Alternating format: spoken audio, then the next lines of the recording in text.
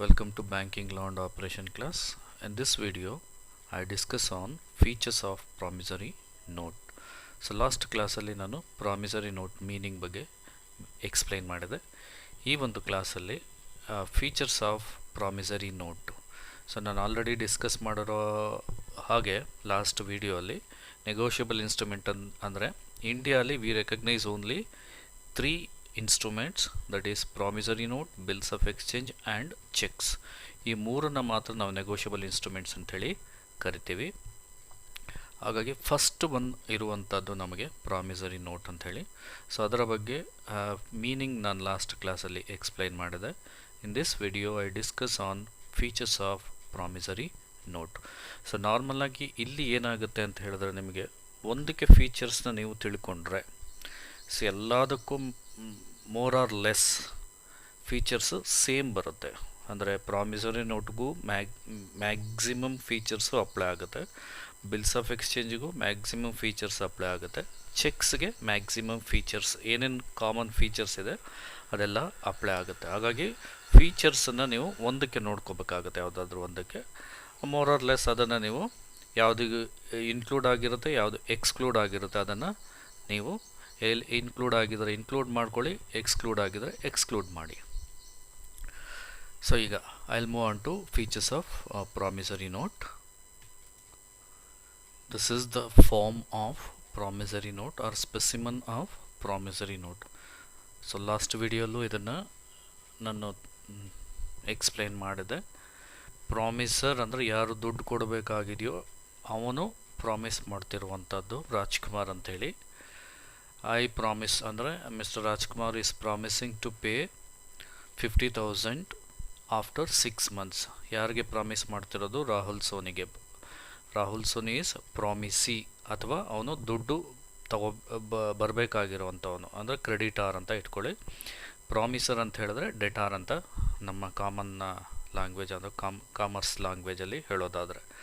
ಪ್ರಾಮಿಸರ್ ಅಂತ ಹೇಳಿದ್ರೆ ದುಡ್ಡು ಕೊಡಬೇಕಾಗಿರೋನು, ಪ್ರಾಮಿಸಿ ಅಂತ ಹೇಳಿದ್ರೆ ದುಡ್ಡು ತಗೋಬೇಕಾಗಿರೋನು ಅಂತ ಹೇಳಿ. ಇದು ಸ್ಪೆಸಿಮನ್ನು. ಇವನು ಪ್ರಾಮಿಸ್ ಮಾಡಿ 6 months ಆದಮೇಲೆ ಕೊಡ್ತೀನಿ ಅಂತ ರಾಜ್ಕುಮಾರು ಸ್ಟ್ಯಾಂಪ್ ಫಿಕ್ಸ್ ಮಾಡಿ ಇಲ್ಲಿ ಸೈನ್ ಮಾಡಿ, ರಾಜ್ಕುಮಾರ್ ಸೈನ್ ಮಾಡಿ ಮಿಸ್ಟರ್ ರಾಹುಲ್ ಸೋನಿಗೆ ಕಳಿಸ್ತಾನೆ. ಸೊ ಅವ್ನು 6 months ಆದಮೇಲೆ ಈ has right to receive amount from mister Rajkumar to the extent of rupees 50,000. This is the form of promissory note. Okay, look at the features of promissory note. Promissory note features ಏನಿದೆ ಅಂತ ನೋಡಿ one by one. The instrument must be in writing. ಆ promissory note ಅನ್ನೋದು ರೈಟಿಂಗಲ್ಲಿ ಇರಬೇಕು ಅಂತ ಇದೆ specific ಆಗಿ. Writing ಅಂತ ಹೇಳಿದ್ರೆ does not mean that should be in a hand script, ಅಂದರೆ ಹ್ಯಾಂಡ್ ರಿಟನ್ ಇರಬೇಕಂತ ರೂಲ್ ಇದೇನಿಲ್ಲ. ಪ್ರಿಂಟೆಡ್ ಫಾರ್ಮಲ್ಲೂ ಇರ್ಬೋದು ಅಂತೇಳಿ, ಬಟ್ ಅದು ಒಂದು ರೈಟಿಂಗ್ ಫಾರ್ಮಲ್ಲಿ ಇರಬೇಕು. ರೈಟಿಂಗ್ ಫಾರ್ಮ್ ಅಂತ ಹೇಳಿದ್ರೆ ಹ್ಯಾಂಡ್ ರಿಟನ್ ಅಂತಲೇ ಅಲ್ಲ, ಪ್ರಿಂಟೆಡ್ ಫಾರ್ಮಲ್ಲೂ ಇರ್ಬೋದು, ಪ್ರಿಂಟೆಡ್ ಫಾರ್ಮಲ್ಲಿ ಆಗಿರುತ್ತೆ ಅಂತ. The instrument must be in writing. Oral promissory note is not enforceable in the court of law. Oral ಆಗಿ ಪ್ರಾಮಿಸ್ ಮಾಡುವಂಥದ್ದು ಆಗಿರಬಾರ್ದು. ಅದು essential features of promissory note ಅಂತ ಹೇಳಿದ್ರೆ it must be in writing. Writing does not mean that should be in hand written. It may be in the form of printed form. Printed form allu irಬಹುದು anta artha. First feature, it must be in writing. The instrument must be in writing. Second feature, it must be signed by the maker of it. ಅಂದರೆ ಯಾರು ಪ್ರಾಮಿಸರ್ ಇರ್ತಾನೆ, ಯಾರು ದುಡ್ಡು ಕೊಡಬೇಕಾಗಿದೆಯೋ debtor, ಅವನು sign ಮಾಡಿ ಕೊಡಬೇಕು. It must B duly signed by the maker of it, maker or promisor or debtor. The signature or mark may be placed anywhere on the instrument. ಎಲ್ಲಾದರೂ ಮಾಡ್ಬೋದು ಇನ್ಸ್ಟ್ರೂಮೆಂಟಲ್ಲಿ, ಇಲ್ಲೇ ಮಾಡಬೇಕಂತ ರೂಲ್ ಏನಿಲ್ಲ. It need not be at the ಬಾಟಮಲ್ಲೇ ಇರಬೇಕು ಅಂತೇಳಿ, ಅಥವಾ ಟಾಪಲ್ಲೇ ಇರಬೇಕಂತ ಏನಿಲ್ಲ. But it should be duly signed by the promisor. ಯಾರು ದುಡ್ಡು ಕೊಡಬೇಕಾಗಿದೆಯೋ ಅವನು ಸೈನ್ ಮಾಡಿ ಕೊಡಬೇಕಾಗತ್ತೆ. ಸೈನ್ ಮಾಡಲಿಲ್ಲ ಅಂದರೆ ಅದು ವ್ಯಾಲಿಡ್ ಆಗೋದಿಲ್ಲ. ಪ್ರಾಮಿಸರಿ ನೋಟನ್ನು ನಾವು ಅವನು ಸೈನ್ ಮಾಡಿ ಕೊಡಲಿಲ್ಲ ಅಂದರೆ ಅದನ್ನು ನಾವು ಕೋರ್ಟ್ಗೆ ಹೋದರೂ ಏನಾಗುತ್ತೆ, ಅದು ಸ್ಟ್ಯಾಂಡ್ ಆಗೋದಿಲ್ಲ. ಹಾಗಾಗಿ ಪ್ರಾಮಿಸರಿ ನೋಟ್ಗೆ ಪ್ರಾಮಿಸರು ಅಂದರೆ ಯಾರು ದುಡ್ಡು ಕೊಡಬೇಕಾಗಿದೆಯೋ ಅವನು ಸೈನ್ ಮಾಡಿ ಕೊಡಬೇಕಾಗತ್ತೆ. Then third feature, it must contain a promise to pay. It must be expressed, not implied or inferred. ಅದನ್ನು ಡೆಫಿನೆಟ್ಟಾಗಿ ಪ್ರಾಮಿಸ್ ಟು ಪೇ ಅನ್ನೋದನ್ನು ಮೆನ್ಷನ್ ಮಾಡಿ ಕೊಡಬೇಕಾಗತ್ತೆ. ಅಂದರೆ ಎಕ್ಸ್ಪ್ರೆಸ್ ಆಗಿರಬೇಕು, ಎಕ್ಸ್ಪ್ರೆಸಿವ್ ಆಗಿರಬೇಕು. I promise to pay rupees 50,000 after 3 months or after 6 months. I promise, ನಾನು promise ಮಾಡ್ತಾ ಇದ್ದೀನಿ 6 months ಆದಮೇಲೆ ದುಡ್ಡು ಕೊಡ್ತೀನಿ ಅಂತ ಸ್ಪೆಸಿಫಿಕ್ಕಾಗಿ ಪ್ರಾಮಿಸರಿ ನೋಟಲ್ಲಿ ಇರಬೇಕು. ಇಲ್ಲಿ ನೋಡಿ ಒಂದು ಎಕ್ಸಾಂಪಲ್ ನೋಡಿ, ಮಿಸ್ಟರ್ ಸೇನ್ ನನ್ನನ್ನು I owe you rupees 1000 rupees ಅಂತ ಇದೆ. ಐ ಓ ಯು ಅಂತ ಹೇಳಿದ್ರೆ ಐ ಓ ಯು, ನಾನು ನಿನಗೆ ಕೊಡಬೇಕಾಗಿದೆ ಅಂತ ಅರ್ಥ. ನಾನು ನಿನ್ಗೆ ಕೊಡಬೇಕಾಗಿದೆ 1000 ರೂಪಾಯಿ. ಅವನೆಲ್ಲೂ ಪ್ರಾಮಿಸ್ ಮಾಡ್ತಿಲ್ಲ ಅಲ್ಲಿ, ನಾನು 6 months ಆದಮೇಲೆ ಕೊಡ್ತೀನಿ, 3 months ಆದಮೇಲೆ ಕೊಡ್ತೀನಿ ಅಂತ ಹೇಳಿ. ಆದರೆ ನಾನು ನಿಂಗೆ ದುಡ್ಡು ಕೊಡಬೇಕಾಗಿದೆ, ಕೊಡ್ತೀನಿ. ಯಾವಾಗ ಕೊಡ್ತೀನಿ ಏನೂ ಇಲ್ಲ, definite. This is not a promissory note or it is not a promise to pay. ಯಾಕೆಂದರೆ ಅವನು ನಾನು ನಿಂಗೆ ದುಡ್ಡು ಕೊಡಬೇಕಾಗಿದೆ ಅಂತ ಮೆನ್ಷನ್ ಮಾಡಿದ್ದಾನೆ ಅಷ್ಟೇ, ಅಲ್ಲಿ ಎಲ್ಲೂ ಪ್ರಾಮಿಸ್ ಮಾಡಲಿಲ್ಲ. ಹಾಗಾಗಿ ಎಕ್ಸ್ಪ್ರೆಸಿವ್ ಆಗಿ ಇರಬೇಕು. ಪ್ರಾಮಿಸ್ ಟು ಪೇ ಅನ್ನೋದು ಎಕ್ಸ್ಪ್ರೆಸಿವ್ ಆಗಿ ಇರಬೇಕು. ಈ ಒಂದು ಎಕ್ಸಾಂಪಲ್ ನೋಡಿ, mister Sen I owe you rupees, ನಾನು ನಿಂಗೆ ದುಡ್ಡು ಕೊಡಬೇಕಾಗಿದೆ 1000 rupees ಅಂತ ಮೆನ್ಷನ್ ಮಾಡಿದ್ದಾನೆ. This is only an admission of indebtedness ಅಂತ ಹೇಳಿದ್ರೆ ನಾನು ನಿನಗೆ ದುಡ್ಡು ಕೊಡಬೇಕಾಗಿದೆ ಅನ್ನೋದನ್ನು ಒಪ್ಕೊಂಡಿದ್ದೀನಿ ಅಷ್ಟೇ, not a promise to pay. So it is not a promissory note. ಹಾಗಾಗಿ ಎಕ್ಸ್ಪ್ರೆಸ್ ಆಗಿ I promise to pay or so and so person promise to pay ಅನ್ನೋದನ್ನು ಎಕ್ಸ್ಪ್ರೆಸ್ ಮಾಡಿರಬೇಕು ಪ್ರಾಮಿಸರಿ ನೋಟಲ್ಲಿ. ಇಲ್ಲ ಅಂದರೆ that is not a promissory note. ಈ ಒಂದು ಎಕ್ಸಾಂಪಲಲ್ಲಿ ನಿಮಗೆ ನೀಟಾಗಿ ಗೊತ್ತಾಗುತ್ತೆ. Then fourth feature, the promise to pay must be unconditional. If it is coupled with a condition then it is not a promissory note. ಯಾವುದೇ ಪ್ರಾಮಿಸರಿ ನೋಟ್ ಆಗಿರ್ಬೋದು, ಯಾವುದೇ negotiable instrument ಆಗಿರ್ಬೋದು, ಅಲ್ಲಿ ಯಾವುದೂ ಕಂಡೀಷನ್ನ ಹಾಕಿರಬಾರ್ದು. ಅಂದರೆ ನೋಡಿ ಇಲ್ಲಿ ಎಕ್ಸಾಂಪಲ್ ನೋಡಿ, I promise to pay B rupees 300 on D's death provided D leaves me enough to pay this sum. Condition ಇದೆ ಇಲ್ಲಿ, ಡಿ ಸತ್ತಾದ್ಮೇಲೆ ದುಡ್ಡು ಕೊಡ್ತೀನಿ. ಯಾವ ರೀತಿ ಕೊಡ್ತೀನಿ ಅಂದರೆ, ಡಿ ಏನಾದರೂ ಸಾಕಷ್ಟು ದುಡ್ಡನ್ನು ಬಿಟ್ಟು ಹೋಗಿದರೆ ಆವಾಗ ಮಾತ್ರ ನಾನು ನಿನಗೆ ದುಡ್ಡು ಕೊಡ್ತೀನಿ 300 rupees. This is a conditional order. This is a conditional order. It is not a promissory note. ಯಾವುದೇ ನೆಗೋಷಿಯಬಲ್ ಇನ್ಸ್ಟ್ರೂಮೆಂಟ್ ಆಗಿರ್ಬೋದು, should be an unconditional order. ಅದು ಅನ್ಕಂಡೀಷ್ನಲ್ ಆರ್ಡರೇ ಆಗಿರಬೇಕು. ಈಗ I promise to pay rupees 300 if it rains. ಮಳೆ ಬಂದರೆ ನಾನು ನಿಮಗೆ 300 ರೂಪಾಯಿ ಕೊಡ್ತೀನಿ. ಇದೇನಾಯಿತು, ಕಂಡೀಷ್ನಲ್ ಆರ್ಡರ್ ಆಯಿತು. ಮಳೆ ಬಂದರೆ ದುಡ್ಡು ಕೊಡ್ತೀನಿ, ಮಳೆ ಬರಲಿಲ್ಲ ಅಂದರೆ ದುಡ್ಡು ಕೊಡೋದಿಲ್ಲ ಅಂತ ಅರ್ಥ ಆಗುತ್ತೆ. ಕಂಡೀಷನ್ ಯಾವುದೂ ಇರಬಾರ್ದು. ಮತ್ತಿನ್ನೊಂದು, ಬಿಗೆ ದುಡ್ಡು ಕೊಟ್ಟಾದಮೇಲೆ ಬಿಗೆ ದುಡ್ಡು ಕೊಡ್ತೀನಿ, ಬಟ್ ಅವನು ನನಗೆ ಕೊಟ್ಟಿರೋದಕ್ಕೆ ರಿಸಿಪ್ಟು ಕೊಡಬೇಕು. This is A condition. B ದುಡ್ಡು ಕೊಟ್ಟಿರೋದಕ್ಕೆ ರಿಸಿಪ್ಟನ್ನು ಕೊಡಬೇಕು. This is a conditional order. So ಯಾವ ಕಂಡೀಷನ್ನು ಅಟ್ಯಾಚ್ ಆಗಿರಬಾರ್ದು ಒಂದು ನೆಗೋಷಿಯಬಲ್ ಇನ್ಸ್ಟ್ರೂಮೆಂಟ್ಗೆ. ಅಂಥದ್ದನ್ನು ನಾವು ನೆಗೋಷಿಯಬಲ್ ಇನ್ಸ್ಟ್ರೂಮೆಂಟ್ ಅಂತ ಕರಿತೀವಿ. ಇಲ್ಲಿ ಪ್ರಾಮಿಸರಿ ನೋಟ್ಗೂ ಅದು ಜನರಲ್ ಆಗಿ ಅಪ್ಲೈ ಆಗುವಂಥದ್ದು. So the promissory note should not be attached with any condition. It should be an unconditional order. Unconditional order ಆಗಿರಬೇಕು. Then fifth feature ನೋಡೋಣ. The maker of must be certain and definite. ಯಾರು ಪ್ರಾಮಿಸರ್ ಇರ್ತಾನೆ ಅವನು definite ಇರಬೇಕಲ್ಲಿ. ಪ್ರಾಮಿಸರ್ ಅನ್ನೋದು promise ಮಾಡ್ತಿರಬೇಕು. ಪ್ರಾಮಿಸರ್ ಇಲ್ಲದೇ promissory ನೋಟನ್ನು create ಮಾಡೋದಕ್ಕೆ option ಇಲ್ಲ.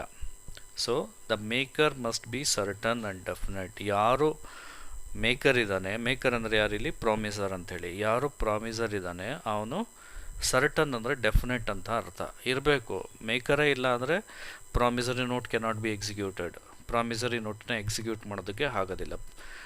ಯಾರೋ ಒಬ್ಬನ ದುಡ್ಡು ಕೊಡಬೇಕಾಗಿದೆ ಅಂದರೆ ಮಾತ್ರ ಅವನು ಪ್ರಾಮಿಸರಿ ನೋಟನ್ನು ಎಕ್ಸಿಕ್ಯೂಟ್ ಮಾಡ್ಬೋದು. ದುಡ್ಡು ಕೊಡೋನೇ ಇಲ್ಲ ಅಂತ ಹೇಳಿದ್ರೆ ಪ್ರಾಮಿಸರಿ ನೋಟನ್ನ ಎಕ್ಸಿಕ್ಯೂಟ್ ಮಾಡೋದಕ್ಕೆ ಆಗೋದಿಲ್ಲ. And it must be stamped.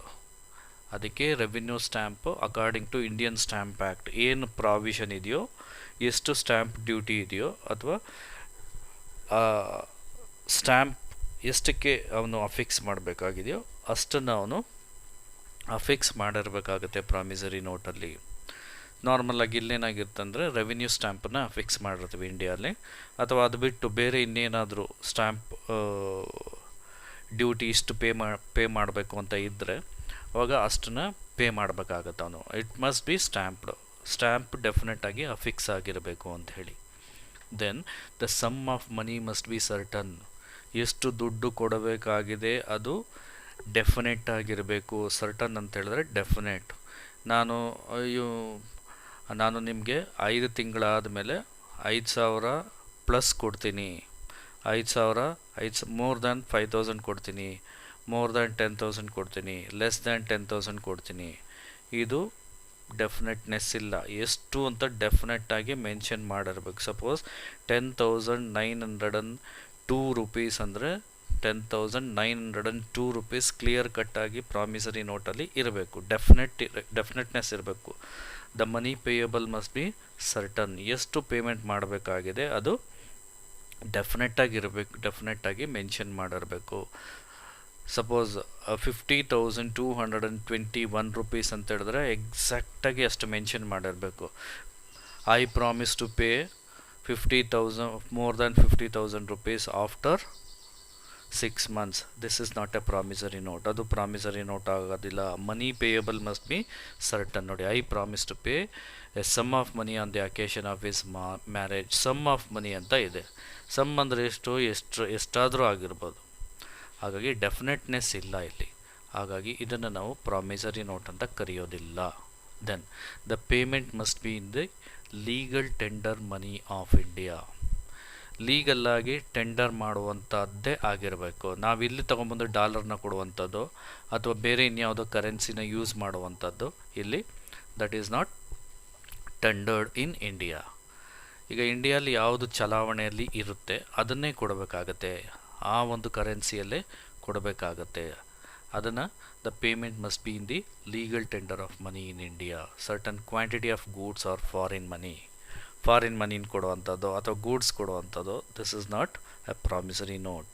Then the money must be payable to a definite person. ಯಾರಿಗೆ ದುಡ್ಡು ಕೊಡಬೇಕಾಗಿದೆಯೋ ಅವನ ಹೆಸರನ್ನು ಸಹ ಮೆನ್ಷನ್ ಮಾಡಬೇಕಾಗತ್ತೆ ಪ್ರಾಮಿಸರಿ ನೋಟ್. ಕ್ರೆಡಿಟಾರ್ ನೇಮನ್ನು ಸಹ ಮೆನ್ಷನ್ ಮಾಡಬೇಕಾಗತ್ತೆ. ಪೇಯಿ ನೇಮ್, ಪೇಯಿ ಅಂದರೆ ಯಾರಿಗೆ ದುಡ್ಡು ಕೊಡಬೇಕಾಗಿದೆಯೋ ಅವನನ್ನು ಪೇಯಿ ಅಂಥೇಳಿ ಕರಿತೀವಿ. ಅವನ ನೇಮನ್ನು ಮೆನ್ಷನ್ ಮಾಡಬೇಕು. I promise to pay mister so and so person. Mr. X promised to pay 2,000 rupees after 6 months. ಯಾರಿಗೆ ಡೆಫಿನೆಟ್ ಇಲ್ಲ. ಹಾಗಾಗಿ ಮನಿ ಪೇ ಯಾರಿಗೆ ದುಡ್ಡು ಕೊಡಬೇಕಾಗಿದೆಯೋ ಅವನ ನೇಮನ್ನು ಸಹ ನೇಮು ಅಡ್ರೆಸ್ ಎಲ್ಲ ಮೆನ್ಷನ್ ಮಾಡಬೇಕಾಗತ್ತೆ. ಆವಾಗ ಮಾತ್ರ ಅದು ವ್ಯಾಲಿಡ್ ಆಗುತ್ತೆ. Then it must be payable on demand or after certain definite period of time. ಏನು ಅಮೌಂಟು ಕೊಡಬೇಕಾಗಿದೆ ಅದನ್ನು ಡಿಮ್ಯಾಂಡ್ ಮುಖಾಂತರ ಕೊಡಬಹುದು, ಇಲ್ಲ ಅಂದರೆ ಡೆಫಿನೆಟ್ ಪೀರಿಯಡ್ ಆದಮೇಲೆ ಕೊಡಬೇಕು ಅಂತ ಅರ್ಥ. ಈಗ 6 months ಆದಮೇಲೆ ಕೊಡಬೇಕು, ಅದು ಡೆಫಿನೆಟ್. 6 months ಆದಮೇಲೆ ಅವನು 3 days ಗ್ರೇಸ್ ಪೀರಿಯಡ್ ಇರುತ್ತೆ, ಇದ್ದರೆ ಇರ್ಬೋದು ಇಲ್ಲದಿದ್ದರೆ ಇಲ್ಲ. 6 months ಆದಮೇಲೆ ಇವನಿಗೆ ರೈಟ್ ಇರುತ್ತೆ ಅಮೌಂಟನ್ನು ರಿಕವರಿ ಮಾಡ್ಕೊಳ್ಳೋದಕ್ಕೆ. ಅದು ಡೆಫಿನೆಟ್ ಆಯಿತು 6 months ಅಂಥೇಳಿ. ಅದೇ 3 months ಆದಮೇಲೆ ದುಡ್ಡು ಕೊಡಬೇಕು. ಅಥವಾ ನಾನು ಯಾವಾಗ ಡಿಮ್ಯಾಂಡ್ ಮಾಡ್ತೀನಿ, ಈಗ 6 months ಆರ್ ಆನ್ ಡಿಮ್ಯಾಂಡ್ ಅಂತ ಇದ್ದರೆ, ಸಪೋಸ್ 6 months ಆದಮೇಲೆ ಅವನು ಡಿಮ್ಯಾಂಡ್ ಮಾಡ್ಬೋದು, ನನಗೀಗ ದುಡ್ಡಿನ ಅವಶ್ಯಕತೆ ಇದೆ ಕೊಡು ಅಂತೇಳಿ. ಡಿಮ್ಯಾಂಡ್ ಮಾಡಿದಾಗಲೂ ಅಮೌಂಟನ್ನು ಕೊಡಬೇಕಾಗತ್ತೆ. It must be payable on demand or after certain definite period of time. But ಇಲ್ಲಿ ಒಂದು ಕಂಡೀಷನ್ ಇದೆ. ರಿಸರ್ವ್ ಬ್ಯಾಂಕ್ ಆಫ್ ಇಂಡಿಯಾ ಏನು ಮಾಡಿದೆ ಅಂತ ಹೇಳಿದ್ರೆ, creation of promissory note payable on demand to the bearer of the note except by the Reserve Bank or the government of India is restricted. ಯಾರು demand ಮಾಡಿದಾಗ promissory ನೋಟನ್ನ on demand create ಮಾಡೋವಾಗಿಲ್ಲ. 99% on demand create ಮಾಡೋವಾಗಿಲ್ಲ.